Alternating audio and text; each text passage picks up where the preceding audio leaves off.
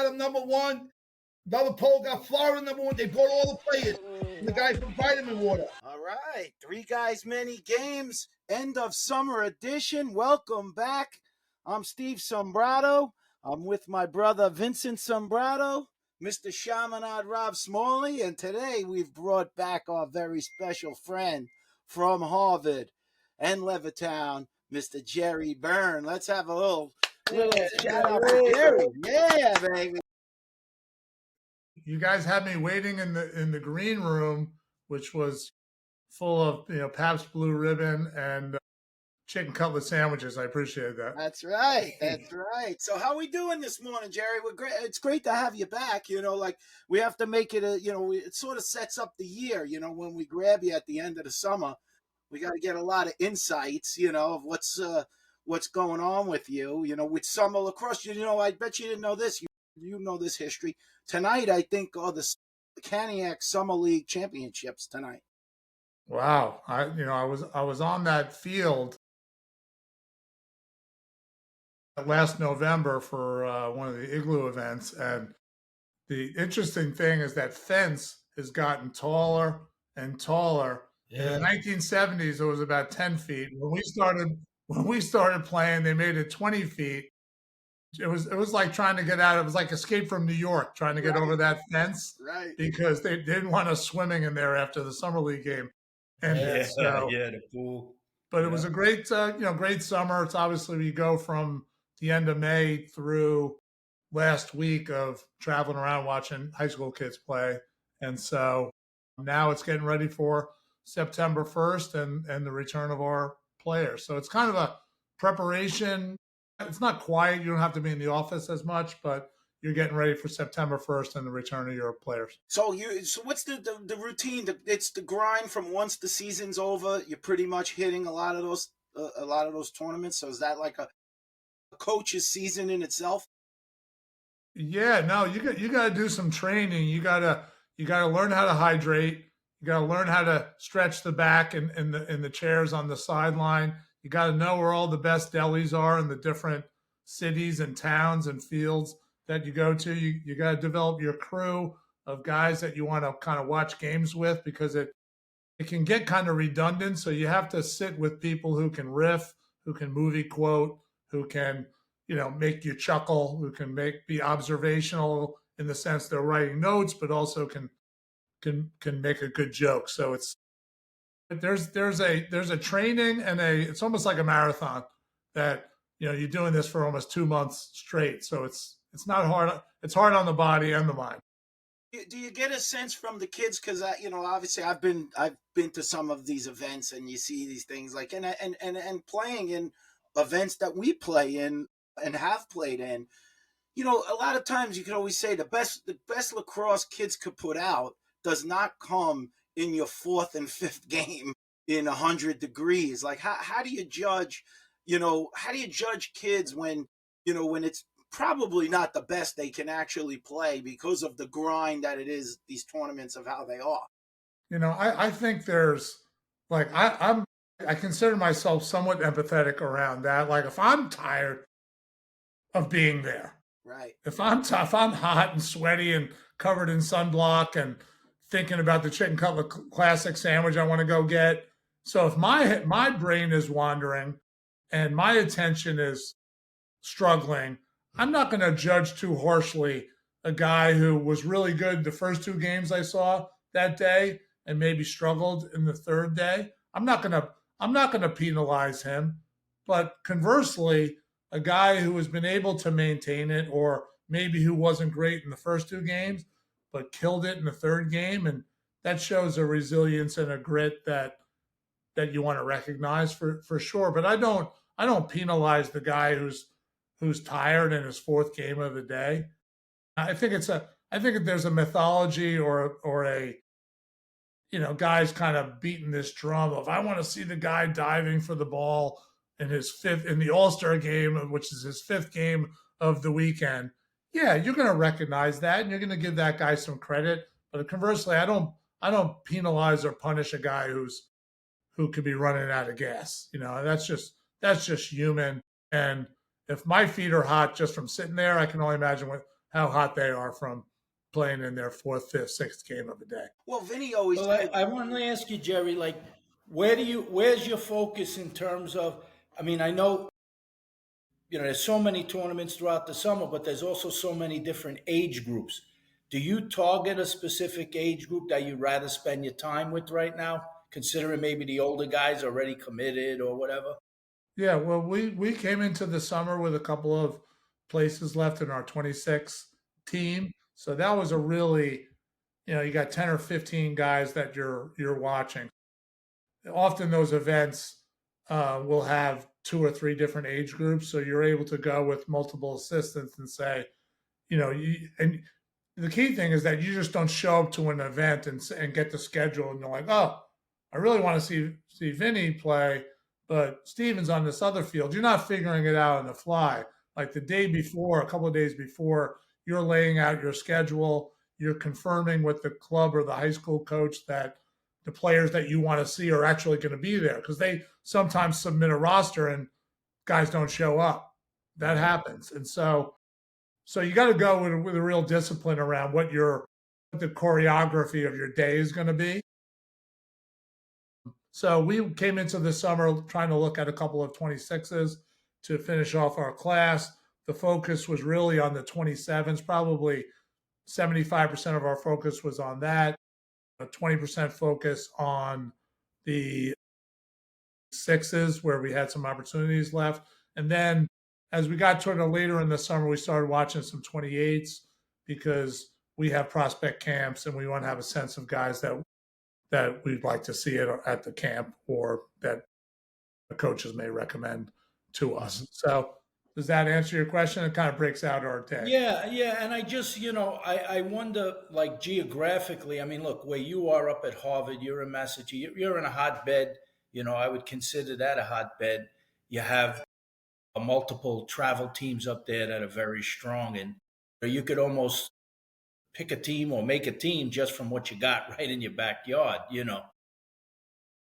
considering they have the grades for Harvard and everything else, Yeah. But, so we'll go around. We're not, like, I was in Texas, I was in Florida, I was in California, was in the Mid-Atlantic, of course, So you try to, one of the things that we've tried to do over the last couple of years was to not continuing to see the same teams 5 or 6 times, is because whenever, like, every season we're playing against a team and we're like, who is that kid? What club team did that kid play for?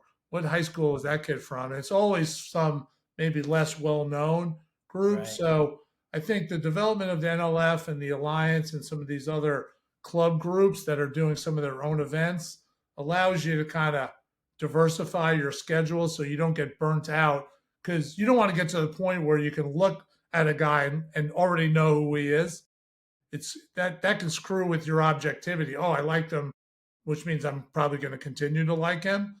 So you don't want to get to the point where you can just look at a guy's helmet or look at his body shape and you're like, oh, of course, that's Joe Smith. He plays on this club team. And now you're making all these presumptions about him.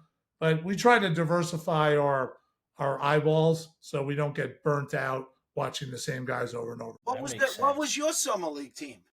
What teams did you play on when you were young? There was no travel team. I didn't play to really late in high school, but when I started playing, we played, at Candiag. Our team was Brothers Pub on Hempstead Turnpike. Shout out Levittown. Oh my God! Yeah, Brothers Pub. Smalley, you ever there? You ever was at Brothers Pub? Oh, I lived there. I used to jump off the building. How do you think I'm so nuts? What, are you kidding me? That was a skit. They used Oldman Dykeman, the whole Dykeman family bartended there. He knows. It's a father, the son. That's true. He had two daughters. One married Bobby from Vincent's. She's a Dykeman. They were twins. I think he remembers. Yeah, he's a Dykeman.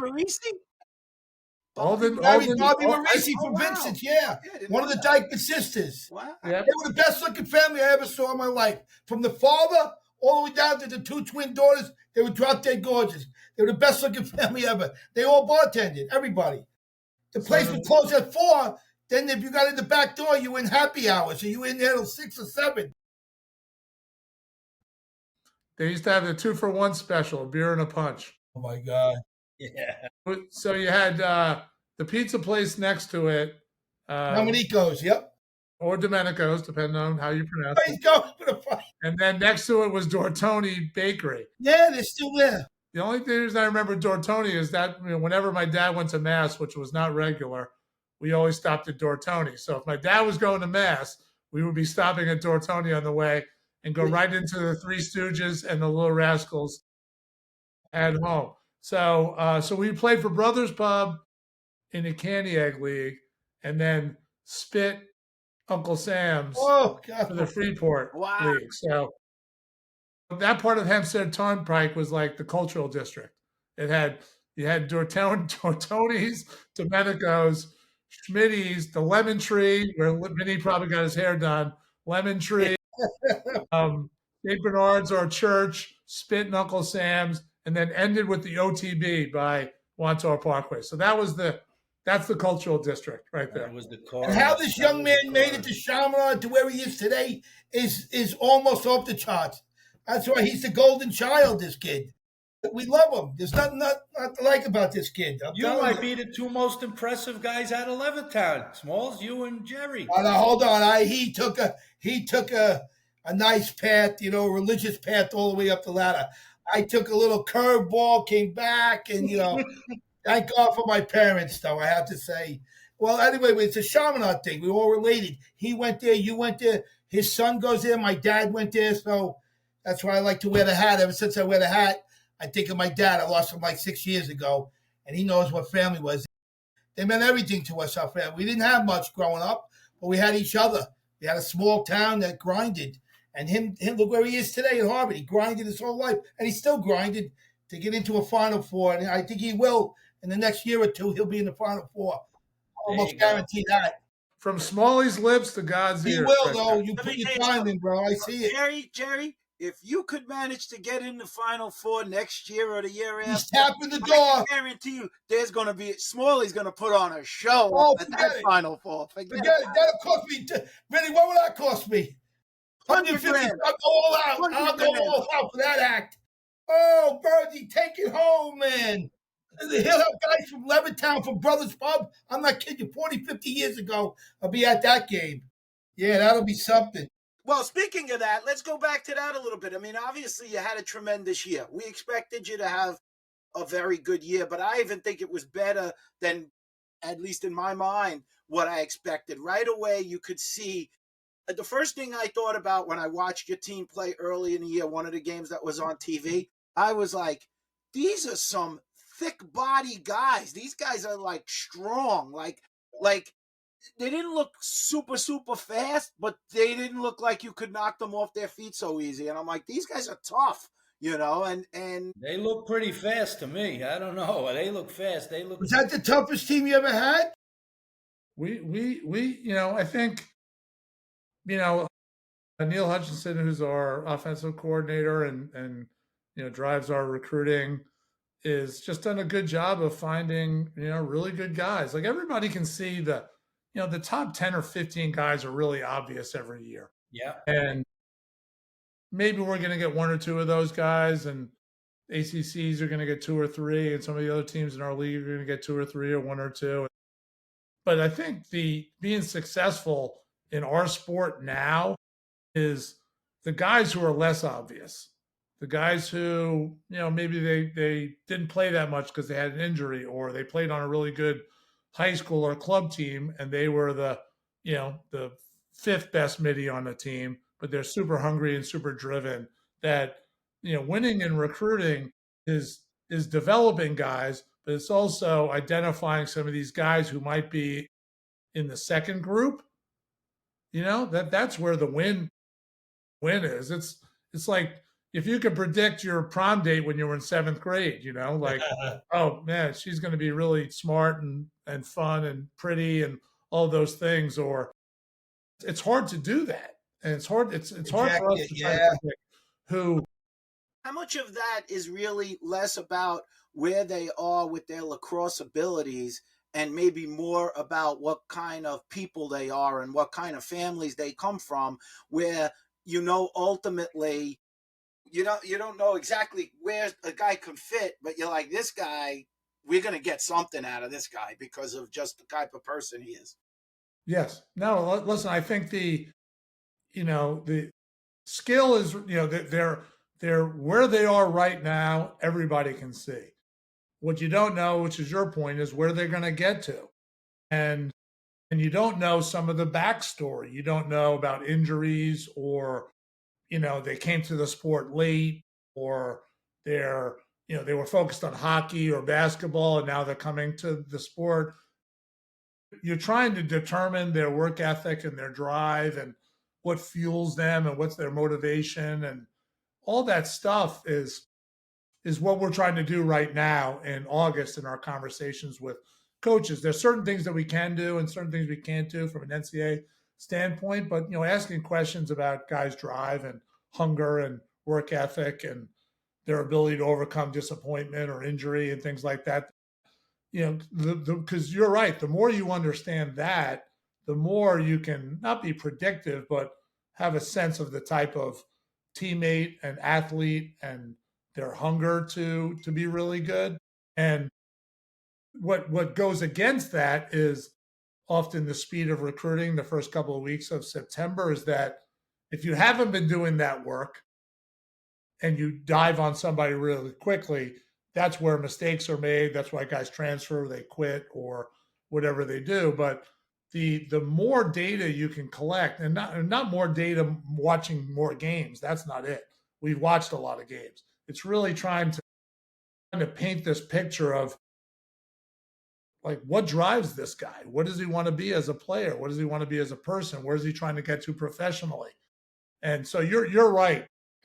Success, I think, is totally correlated to doing that part really well. Well, your team last year showed a lot of grit. You could see that in a very, very tough Ivy League, with obviously, they ended up the champs. Cornell ended up taking the championship from the Ivy League, but your team was right there. I mean, obviously that game seemed to be in control. A few of those penalties at the end, like anything else, can derail something. You guys have all played in the Dome and been in the Dome.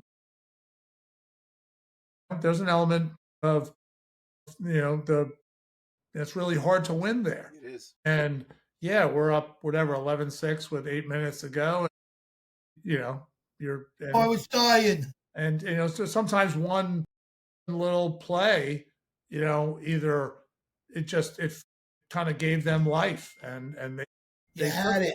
You had the game. Yeah. And listen, the same thing happened in the regular season game. We were in control at the end, and they came back and scored the last. We got a 2-minute penalty in the last 2 minutes in the Dome up there. The Dome ghosts came back to haunt.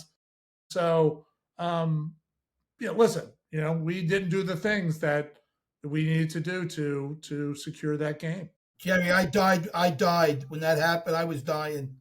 I know you must have, as a coach. That's why I always say coaching those games is not easy. You get so nervous, and even the pro coaches, I watch it, you got to be dying inside. I don't even know if I could coach. Coaching these kids up 5 goals, you're thinking you're going to win. These kids in their minds, they get that mindset thinking they got to play the minutes. The minutes get longer as you go. We've honestly, and as much as the guys have played on this right now, we've been on the right side of those and we've been on the wrong side of those. Sometimes that just happens. That's what life is in this game. You're going to have situations. You hope to try to, if things start to go bad in a game, but it happens. Listen, there's games that we thought we for surely were going to win, and you end up not winning, and you go, how'd that happen? And the other side of it is you win some of those. You can see that the team is built. You're going to lose some stars. I'm sure you got good classes coming in, and it becomes, for the guys that are still there, fuel to say, okay, let's correct some of these things so that can never happen again. No doubt. Listen, we stayed on the field after, and I told the guys, this is not going to be the worst day of your life. You're a student athlete at Harvard. For the guys who are graduating, this is a tough way to end, but they did amazing work. All of those guys were guys that we recruited, Exactly. in our first class, and their path. We're in the process of posting where the jobs and the career starts of all of our guys, and it's crazy impressive. And for the guys that are coming back, hate is not going to fuel your progress, because hate kind of burns really hot and then it flames out. Yeah, well. Like, you have to love the process of getting better. You have to love the fact that you're a student athlete at Harvard. You got to love your teammates. You got to embrace the fact that those challenges, as you were alluding to, will come your way, and you develop these calluses so that the next time it happens, you're that much more prepared, and will not necessarily play better, but be more poised in those moments. And so that was the message on the field after that game, because we had a Final Four capable team. I'm convinced. But right after that, after I talked to the team, I looked to my right, and there's Paul Gate in his wheelchair, who was my teammate in on the Cannons and the MLL.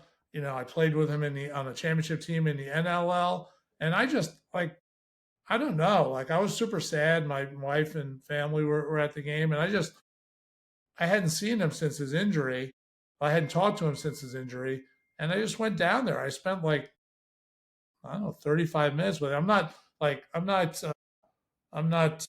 I'm saying that is because as that was more for me as like a reminder of the fragility of life, and how, like, the loss is terrible, but I got great players and great kids who are super appreciative of being at Harvard, and that loss is going to suck, and it's going to always suck in my mind. It's going to drive us to try to do better this year. But then to go and talk to Paul and hearing of his struggles, and not just the struggles of the injury, but everything that's come after that, and he's had like almost 10 surgeries since his fall.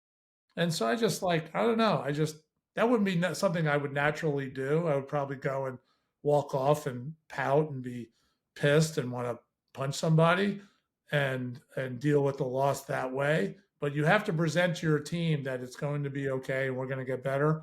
And then something about looking at Paul in that moment was just, I don't know. It was great talking to him. Yeah. Well, Paul, it made me feel better in a weird way. Perspective. Yeah, Paul. Listen, Paul's a warrior, and I think he's, a great example of overcoming for a lot of people. I think he's been setting a great example the way he's handled everything that he has gone through. He's dealt a really tough hand, but one thing's for sure: he don't want anybody feeling sorry for him. He don't want that kind of thing. He moves on and he just keeps going, boy, and it tells you why he and his brother, they were so successful in not only playing lacrosse, but they're successful in life in general, because they have that inner strength, and it's hard to teach kids inner strength. It's either something that comes in the package, you're kind of born with it, or maybe the people you're around as you're growing up, or the different circumstances you're in growing up that forge guys. So, a loss is a loss. I mean, nobody hated losing more than me. I mean, but I used to keep things in perspective. Ultimately, it is a game, and you want to win, but there's going to be a winner, there's going to be a loser, and you're going to feel that one that got away, and you take lessons from it. You do all the recruiting, you do all the X's and O's, and then you have a play that happens that everybody watches and says, "What did that kid do? It's so stupid. You did this, you do it." But he's in the moment and he's really trying and he's giving all his effort, and maybe makes a bad decision in what is basically 2 seconds, And that's why I think as coaches, there's like almost a daily reminder that the little things like that are going to make the difference in a game. That I think, there's so much training with shooting and this, and you got to come from here and at this angle and bring your hands from here and there. But most of it is right here. There's guys who know how to win in the moment and there's guys who don't. And that's a hard thing to teach. But I think with repetition and practice and talking about, listen, we're up 5. We got 6 minutes to go. We have a possession. You look like you could get a shot off, but maybe it's better that you hold. Like, these are the things that guys have to understand. And I think that's what makes real players. No doubt. No doubt. And, losing sucks.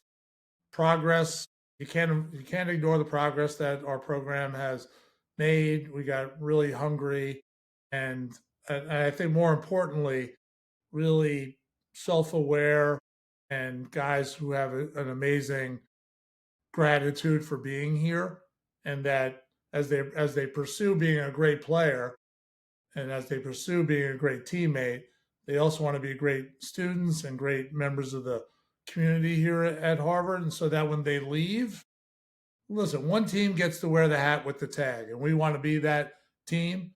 That's clearly one of our goals, but not at the price of these other goals: great person, great teammate, being prepared to start your life when you leave here. It's one And game. It doesn't define you. no doubt. That's no doubt about it. And you play more games. Like, I think it's pretty cool seeing Sam King having the success in the PLL. Listen, I can't remember the last Harvard guys that were playing pro lacrosse, really. I'd have to really think hard. But seeing him have success, I think that's really nice. I think that's nice for your program.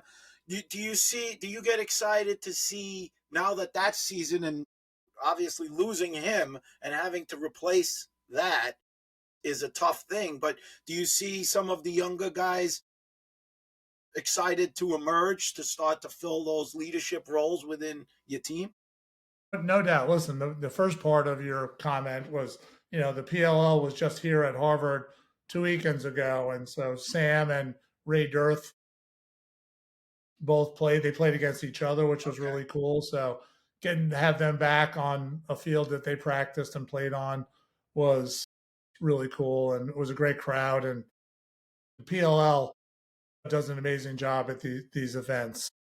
But relative to, the guys coming back, listen, you have to have that mindset within an hour after that last game ends. And I was already communicating, created new text groups and new email groups of just the guys coming back. And so that messaging and that presentation to them started almost immediately. And I don't like to think about kind of replacing guys. I like to, because that's a hard thing to do, particularly with an iconic kid like Sam, is because that could be a fool's errand. Like, you need to become the best you. Teddy Malone needs to become a great Teddy Malone. Jack Spidell, who's leading the U20 World Championships in scoring right now, is coming back as a rising junior. He needs to be a great Jack Spidell. Jared Masnick, who's leading the Canadians and the Canadian U20 in scoring, is coming back from an injury. So we're expecting a lot from him. Like, not really say, hey, you need to replace Sam, more like almost like Billy Bean's kind of mindset around the A's when they lost Johnny Damon and all these guys, is that you need to replace those guys in the aggregate. You're going to get some other guys who are going to step up. Some incoming freshmen are going to do stuff. The leap from freshman to sophomore and sophomore to junior is usually pretty significant for your guys that are coming back. So you do it in the aggregate. All those guys are going to find ways to be really good versions of them, and the aggregate of all their improvement will. Gerry, what's your most improvement, though? It is your defense going into this year that you're trying to bolster up mostly. We need to get better at facing off, as everybody knows. You brought a face-off guy in as a freshman, or we have a freshman coming in from Colorado, from Valor Christian High School in Colorado. So, we need to get better there. We need to get better at the wings, but we overcame some of our possession disadvantages with being a really good riding team and being super efficient on offense and being causing a lot of turnovers on defense. So you can kind of close that statistical gap if you do some of those other things well. Right. Yeah, like you said, in the aggregate, of course, you play to your strengths and you try to stay away from your weaknesses and improve your weaknesses. And if you do that, you got it licked. Your team will get stronger and stronger. Do you think, No doubt. Gerry? Do you? And I always say this a lot of the times when we talk to various people. I always bring this up because my first year playing pro indoor, you were on the team. We were Yep. teammates with the Saints, Yep. and for me personally, I always say how much as an overall player playing the years of indoor and having not only the American coaches who were just learning the box game as well, but then we had some Canadian coaches I had coach me and influence me at various times.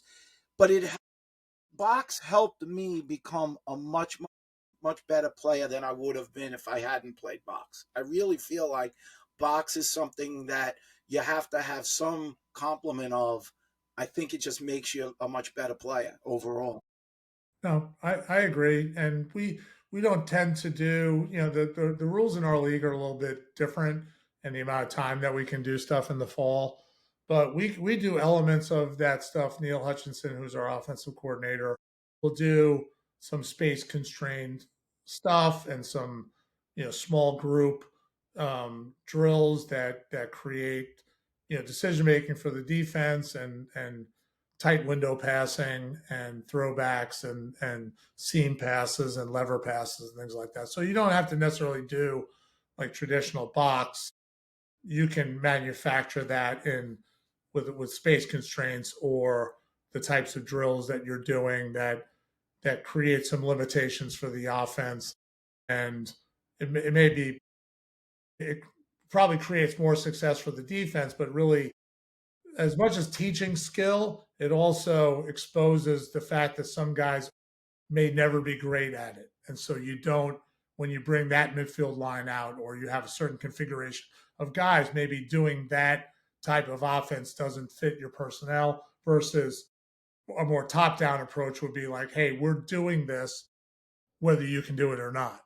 So I think, for us and our skill and depth and where we are as developing our program in the 5 years that I've been here, we lost 2 seasons to COVID, and so we have to be really really mindful and thoughtful of the talent that we bring in, how we structure practice, and the things that we integrate. So I kind of veered off on your comment, but I understand the point that you're making. Yeah, I mean, I think the obviously not in America in the United States, it's not. There are places that do have rinks to play indoor, but they're not a lot of them.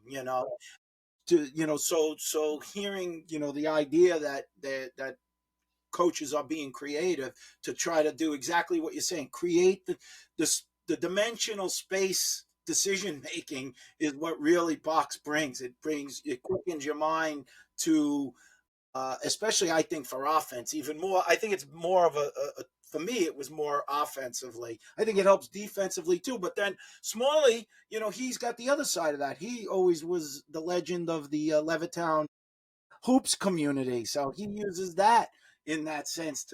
He always says, "I could coach lacrosse."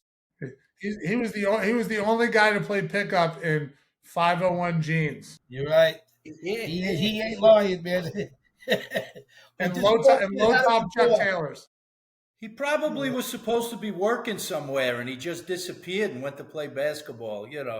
But he Vin, was on the clock somewhere. If I would have had the gene, I'm the only one that didn't get my father's gene, the Chaminade gene. Oh my God. How did it happen? Couldn't pass a test. Pass a test. Smalley would show up. Smalley was like the Levittown Gary Payton, the glove. Yeah. You didn't want him guarding you because he could jump over the basket.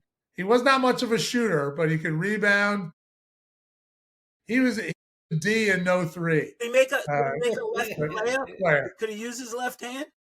Not much of a left hand. He might have had like one of those big brushes in the back of his jeans. Yeah. So he get the hair right. But like he was not the guy you wanted guarding you. Like when Smalley, when you were like you had 9 guys or you had 5 guys you're gonna play 3-on-3. Here comes Smalley. He might have been walking around town with a dog, just randomly, and had no shirt on, full jeans, Oh my God. low top Chuck Taylors. And you're like, Smalley, you want to run? And it would be like, man, please don't let that guy guard me because he could just, he was an athlete. Gerry, you had to see up in Lake Placid. There were people coming up to him asking if they could get pictures with him. You had to see it. Gerry, I missed you, man. I'm like, I came to see my guy. I came. He said you kept telling me he's going to be up there. That's why and I like Tillman. I like all the boys seeing him. I said, my guy. I kept looking. I go to the field. I wanted to see somebody from Levittown. I said, where is he? And then they told me, oh, he's not going to make it. They set me up. These guys. Oh, they're great for killing me. Don't worry. These guys don't give me 1 inch in life. Nothing. So he's walking through the vendor village, and he's like, Vinny, do you have to walk in front of him like security? Yeah. I'm telling you, I saw the people going. That's the guy. What a nice place, though, to go. Really, it's God's country. What a place. It really is special. We used to call that the Irish Alps up there. Yeah. In the summer, going up to the Catskills and the Adirondacks. My dad's like, we're going to the Alps, the Irish Alps. We're going up there. I was on vacation from Levittown. If you got there, you were, man. My brother said hello. I told him I was going to be on with you. My brother said hello. Nice. Yeah. So, Gerry, what year did you graduate high school? 1982. 82. Okay. And so Freeport, when we talked about summer league a little bit, and every guy's cutting their teeth and so Freeport was just about ending then, I think, right? There wasn't too many years left of Freeport. Freeport was like Saturday or Sunday, and then Caniac was like Tuesday, Wednesday, or something like that. So they were kind of dominated. They dominated Freeport, Vinny. They were rival leagues, and we were just with. Tim Scher was just up visiting, and he and his wife, his twin girls and my daughter are like best friends. And that's nice. His twin daughters were in my daughter's wedding, maids of honor for her weddings. My brother Steve and I were busting Tim's chops because one year in Freeport, the Yorktown All-Star team came down because they wanted to play in the Freeport League. And they came down with, all the Yorktown legends, the Nelson brothers, etc. And I think, between what the community pub did and what, Spit and Uncle Sam's did to them, I don't think they ever came back. This is LI, man. This is LI. That's right. You can't, don't come down to our summer league. Were the Page I remember one year, Ward Melville was pretty dominant. It was when they were in their run winning Long Island championships and all the great players they had. And they were in the A division. We were in it also. We were a Port Washington team, basically. And we were in that top tier. And used to play like 5 regular season games. They didn't win a game. They were 0-5 and lost like every game in overtime. That's how tough those games were. I mean, it was so competitive. So many of those games went to overtime, weekend after weekend. It was amazing. No, there were guys, I think, John Phillips and Tom Flatley really ran that league, over there.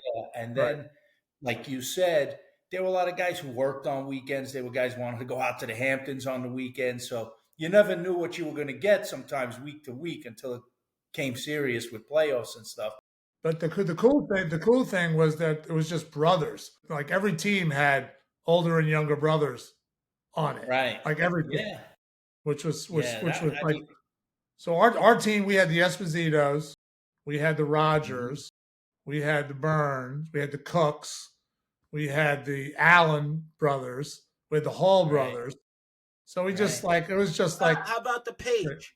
The Pages. Page, Tex may have played. I don't know if Mike was playing, but Tex, Bobby Page probably played. And so it was just like, like our generation, our parents had kids in the same rhythm. Yeah. So like, to be able Irish to play twins, man. It was like 2 sets of Irish twins. He's right. That's the way it was. So that was so Eddie Cook, as an example, my brother Steven and Bobby and Kevin Cook were overlapped. Eddie was my friend, was my year, Todd Esposito and Sonny Esposito. So it was just hysterical. It was fun developing the pride in your town and your team, but you played against these other teams that all had brothers on them too, which was tremendous. No, that league was, it's funny. Dom Stasia wrote an article, I think, for U.S. Lacrosse or something, and he talked quite a bit about the Freeport League, talking about, any weekend. I remember when I was still in high school and I had heard about it, and I went down to watch, and there was a team, Phil Marino owned a bar called the Hawk's Nest, and they had a team. There was Bill's Meadowbrook team, and then there was the Hawk's Nest.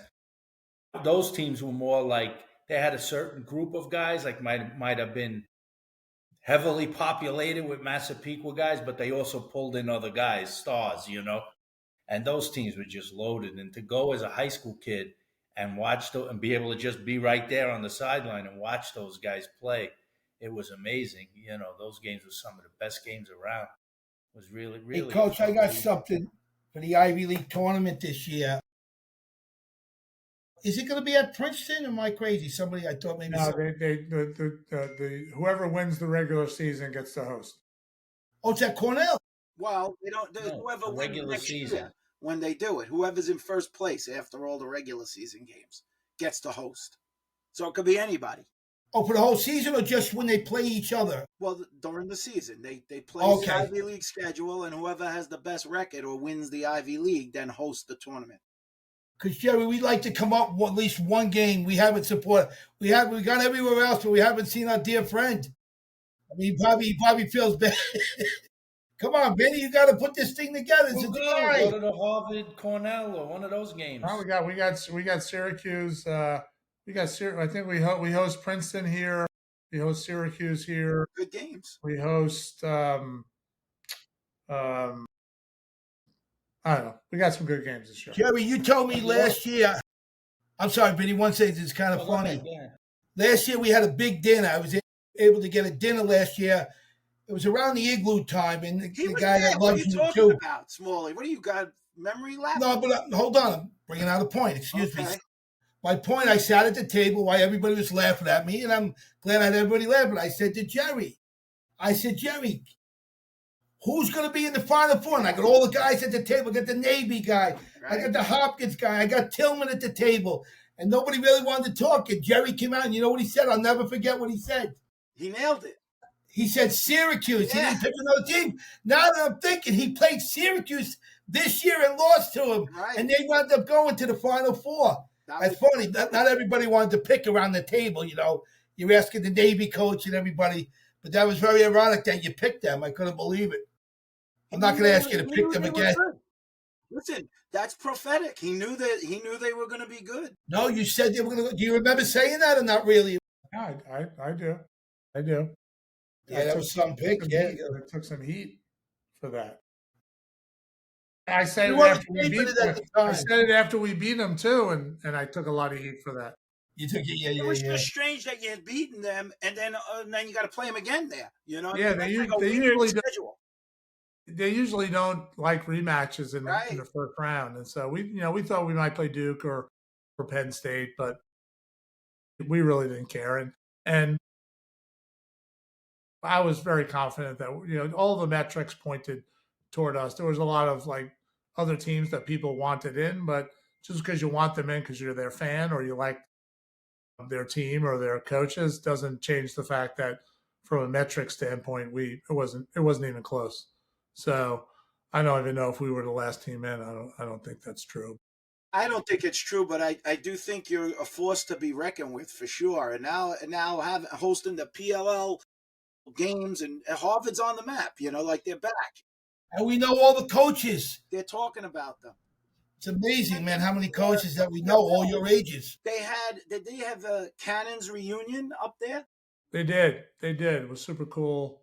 It was fun. Listen, the PLL, I'm not shilling for them. People who know me know I have no filter, but they, after 2 years of watching them put on this event here, it's really impressive. It's super professional.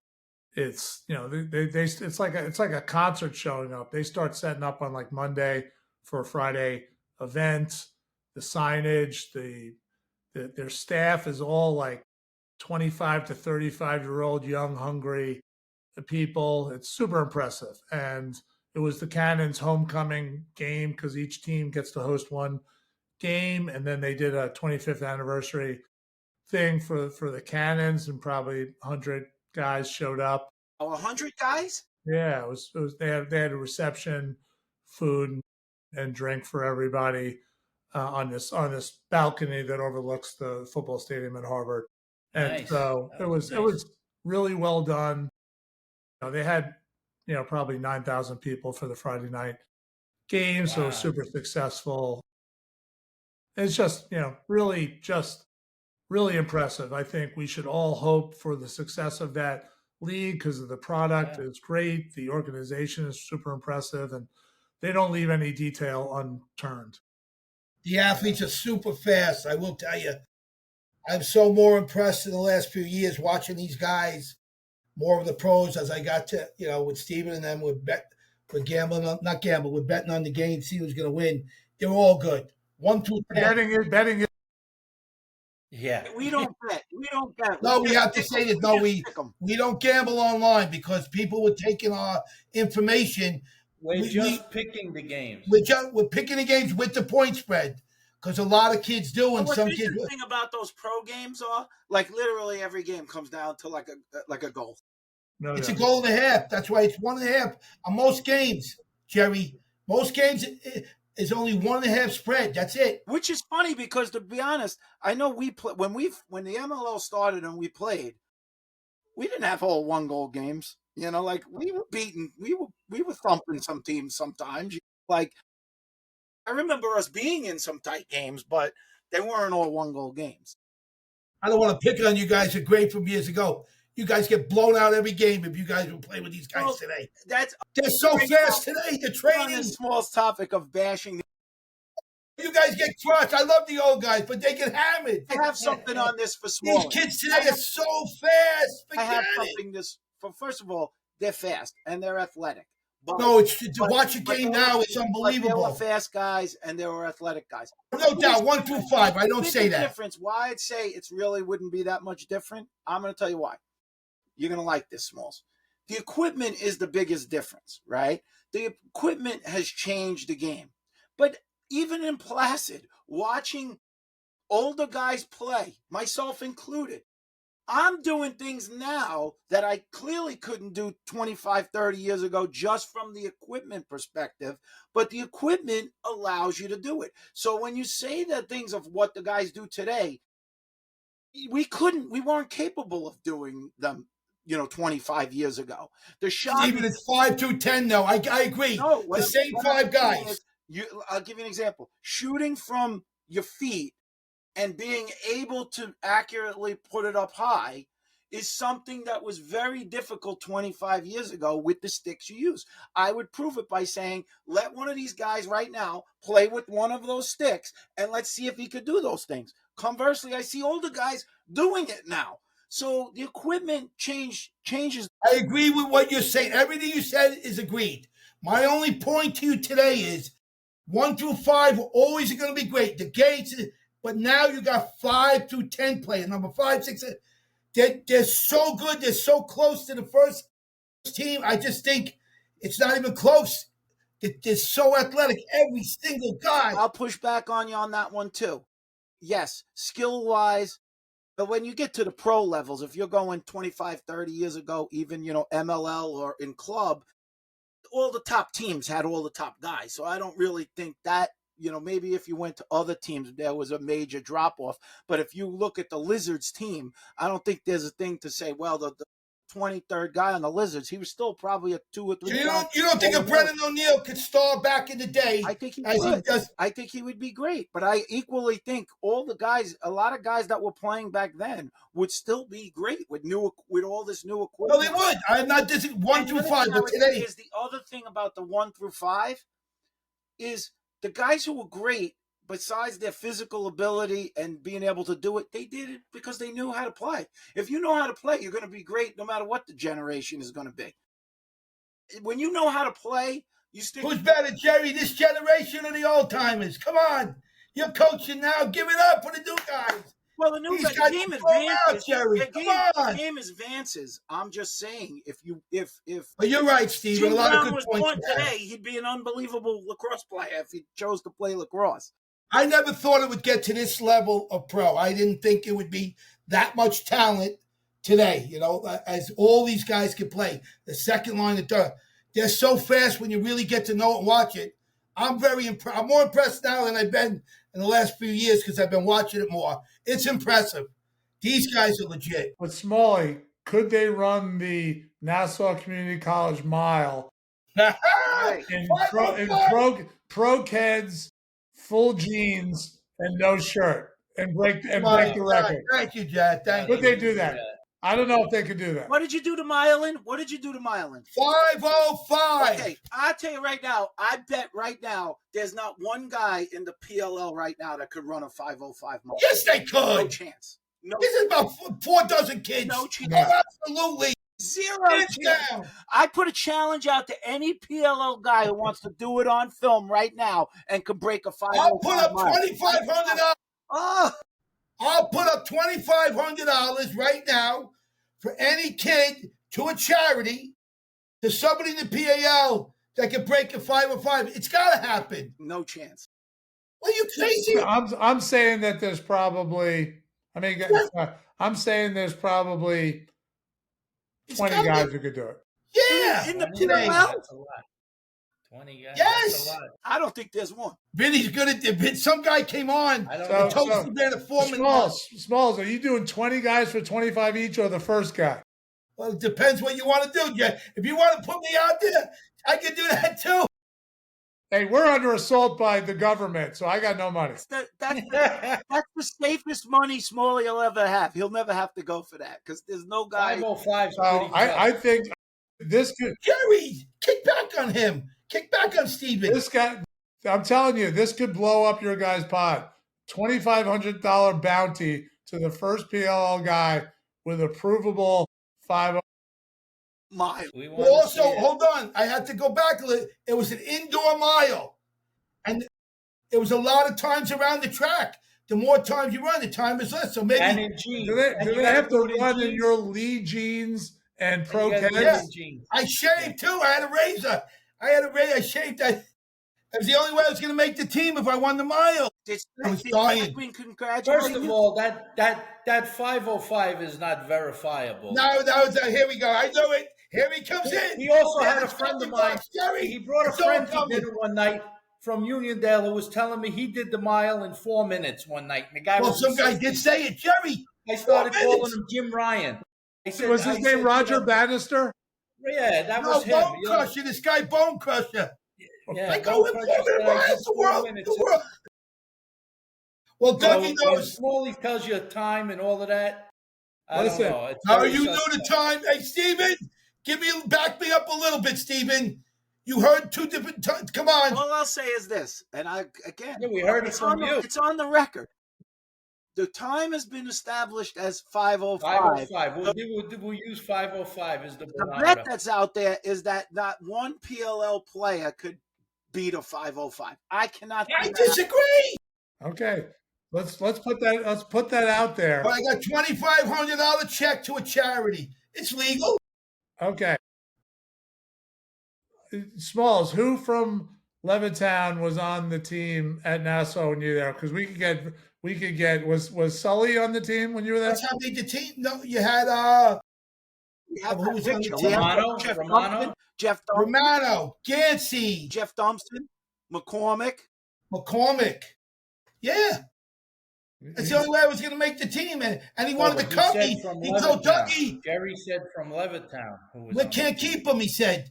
Because there was 100 guys. They cut 62 guys. There were guys that got cut that went on to be All-Americans. And the parents wanted to kill Speckman. Oh, they wanted to kill Speckman. But I you don't- were the X factor. You were the X factor. No, I Like, went. does Harvard have a Let's go to Greg Canella. Smalley? You know a guy named Greg Canella? What's that?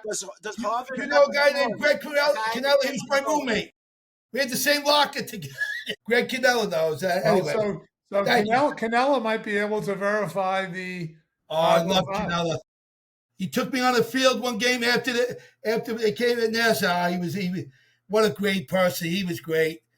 Jeff Dumpson, an athlete. I mean, you can't throw him under the bus. What type of athlete was he? A great athlete. Stephen, he was from your town. You talk about great athletes. I don't know if athletes. he could have run a 5:05 mile. Clearly, he didn't because you won the mile. Crazy. I agree with Birdsey. They're a little. See the old school? You know how many guys can do it? How do I post that? Do I call Seth Tierney? No, we're gonna do it. I got to get on the phone with Seth. Jerry, I've helped him too. Does Harvard have a guy? Does Harvard have a Smallie on the bench somewhere that gets the yes. going? I'm trying to think. I'm trying to think of our fastest mile time. We might have had a couple of guys in that range, but everybody's under 6. It's slow. If you do a 6-minute mile, you're slow. So you guys need to throw this out there on your socials. $2,500 bounty. Yeah, bounty. Is that legality? I mean, a bounty is something. Legality. Well, he limited it. He limited it to PLL players. Current PLL players. I want the PLL guys. Wait, let me hear what you're saying right now. I believe there's at least 10 or more. How many you say, Vinny? How many people could do it in the PLL rosters? Go ahead. 505. No, I would be surprised if more than 1 or 2 per team. So let's say 10 guys tops. But I don't think so. I said 10. What do you say, Steven? I think. No, I think here's a question. Do you have to wear Smalley's jean jacket from the early 80s? You're right. The jean jacket. And you have to do the mile on the turnpike. You got to do it on. You got to run from Uncle Sam's to Nassau Community College. Yeah, I did that from the bus stop. Or to the Wantor Park. Right on the Hempstead Turnpike. I got stolen. Jimmy Force. Jimmy Force. It's John Tillman. John, you're on hold today. I'm talking to somebody. A mile run, yeah, you got to run on Hempstead Turnpike, and people are allowed to throw things at you at the same time. So I think this could be, you should pick this charity. Yeah. Smalls. Hey, Gerry, I would like to start a charity one day. We were thinking about it. If you ever come up with something, it'd be great. No, I'd like to think it's probably more, maybe 50 guys in the league. How many guys in the PLL? Over 100, would you say, total? 160, maybe? Oh, 160. Oh, I would say this guy. I think it's probably around somewhere between 10 and 20. Really? I think it's over 20. You got some military guys. You got some dudes. But they're all in shape, though. These guys, it's a different shape today. This is not New York Saints at the Marriott. I agree. In 1992, where the Sobrano brothers had a room on reservation every post game. I still go on record that I'm at 0 there. Well, I want to give a little breaking news as we're slowing down here. Gerry, I just want to tell you, we love you and everything. This is going to go big with you. You're a class act from the town. We're so happy that you made it and you graduate. Everybody pulls for you. I never heard a guy say anything bad about you, ever. And Levittown kills everybody. Never heard a bad word about Gerry, so we're rooting for you. But the biggest story, I'm going to say this, and only I can say it. Get ready, because the best is to come for you. You will be in the Final Four in the next few years. And better than that, I give you a guarantee, because I'm sitting on the board, you will be coaching the USA team with my dear friend John Tillman in 4 years. I guarantee that. Because I am pulling for that. And all you D1 coaches, because they all listen. They listen to this act. You're definitely going to be on it. If I got to pull some strings, I'll pull it. And you're going to be on it because you deserve it. Your history, your game, and all the coaching. Now you're at Harvard. Seriously, you're amazing, man. Amazing young guy. And I'm really going to pull for you for that. So that's the breaking news. You and John Tillman in 4 years from now, or is it less than 4? What is it, every 2 years? It's 4 years, but when is the next one? Yeah. So all that good news. I want to give a shout out to whoever has to edit this. That person is the genius of the 3 Guys in a Game podcast system. Do you and Vinny do something special? You and Vinny, you haven't said much. He doesn't. Vinny's hair. He didn't get his hair cut today. He lost the barber. His barber passed away, or what happened to him? He's got the wrong hair. No, Look at him. he's It ain't back the in same action. He's haircut. back in action. Oh, he's back? He's back. He's back. When are we He's going coming down? back. I want him and Vinny, him and those guys to talk. When are we coming down, Vinny? Talk to your dear friend. What game are we going to go Where we down? going?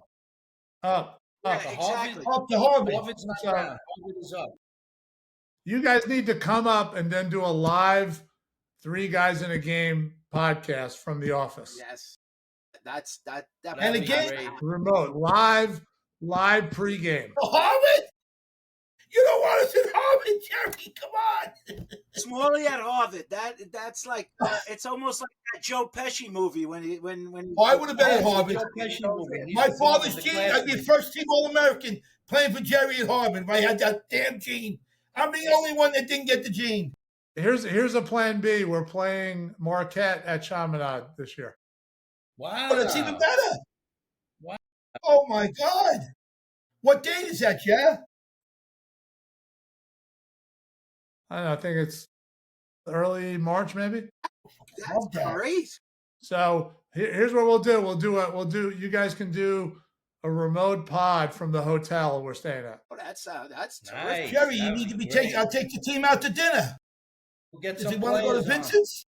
We can go to Vincent's. We can go to Vincent's. This is Hold on. Let me. I'll get the date to you guys. We'll get the date. But that's good. They see. You'll be there for 2 or 4 days. Are you in town for 4 days? No, we're not going to be in town for 4 days. We got to go to class. Oh, 1 day, or you're in 2 days. You're not staying over. You're driving and going No, back. we'll stay over. We'll 1 stay day. over. Okay. So it's Let one me day. get the date to you. Hold on a sec. 1 day trip. Pulling it up here. Hold on a sec. Vinny Sombrado, you're the king, bro. What do you got? When are we getting the Smalley games? See, these are good. I like these remote games. These are good games. No, I like that they're driving up. Marquette's going to be the 20. So the 26th of March. What's again? That's 3 good. o'clock. 26th of February. Excuse me. It's a 3 o'clock game, right? Wow, that's I early. don't know what the time is. Early season game. Of February. It's going to be packed out. I mean, I guarantee that's going to be packed out. Packed out. You won't even have enough stands. You're gonna have to bring Exactly. the other Yeah. side. They might be able to do Hildebrand's, something. you're going to have to reserve a table way in advance at Hildebrand's. And we get the team out. I got to tell Bobby Marisi for. Where I was will organize this. Speaking of delis and food, where was your go-to place, Gerry, when you were in Levittown? Man, it's not rest in peace, Division Avenue Deli. Yeah. Division Avenue Deli.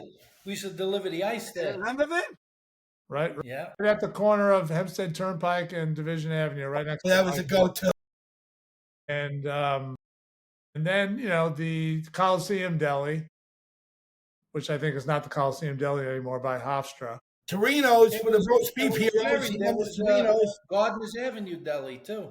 Gardner's Avenue. We used to go to Gardner's Avenue after CYO basketball games. They had my dad and the other coaches would be drinking at the bar, and it had like the frosted glass that separated. So the kids would be murdering pizza on one side, and our parents were bending the elbow on the other side because the kids couldn't go into the bar area. So you had to stay over there. They gave us a handful of quarters to play, shuffle bowling or pinball, and your parents would be Gardner's drinking. Avenue. You They'd could be see them smoking through cigarettes you could see too. them through the frosted glass.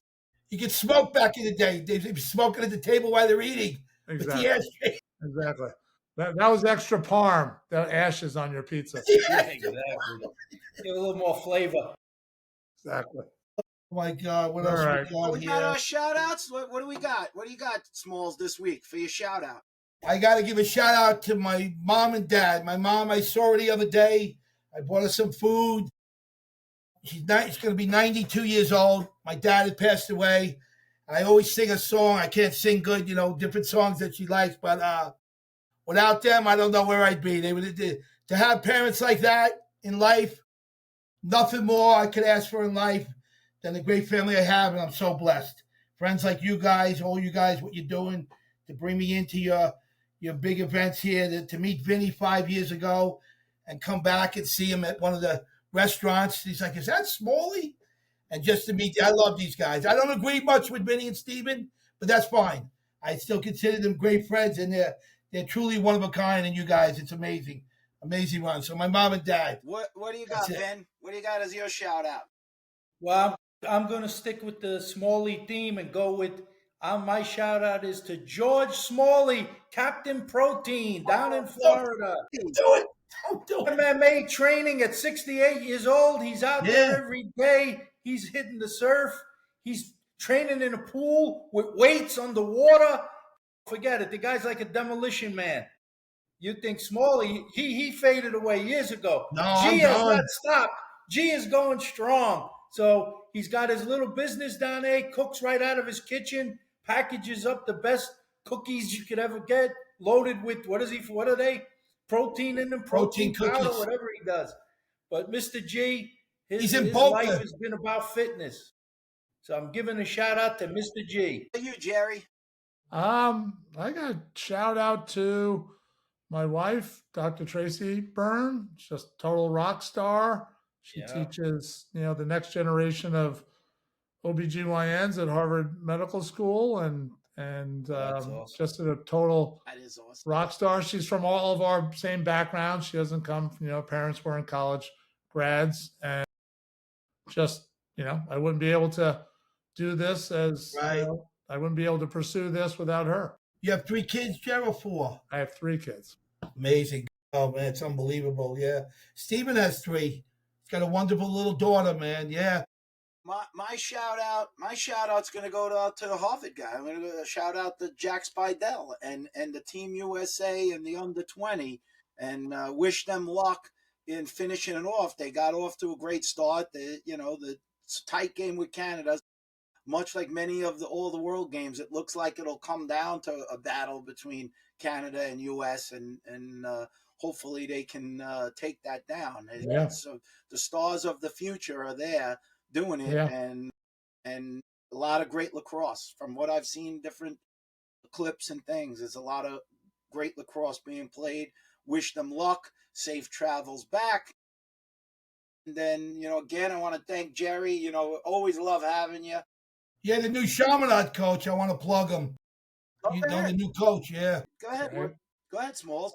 Thomas O'Connell, and the other young man is Greg moved up the slot for Chaminade. And you'll be meeting. Are you coming to the dinner this year? I think you might. They tried to call you. Mikey Ferrone was trying to get in touch with you. I don't know if you're able to do it. In January? I think anyone you can do. They tried. In November. Yeah. No, he's talking about when we do the igloo thing when we all came. Oh yeah, in November. Yeah, that's. He had you on the list. If I'm on Long Island, I'll be there. Okay, yeah. So we'll do the same. All right, cool. Love it. All right. So again, thanks again, Gerry, for coming on. Thanks for your time, Gerry. We'll see you. We'll see you on our travels, and for everyone else, we'll be back. We got We're hitting our stride here. We're going to have a number of episodes for you over the rest of the fall. Maybe some. Oh, look, he's got his signed hat. No, John Tillman signed me a hat. He did. From Chaminade. I gave it to a bunch of people from Chaminade. And he ended I thought that was cool. More. Oh, God. All right, guys. I love you, man. You guys are the GOAT.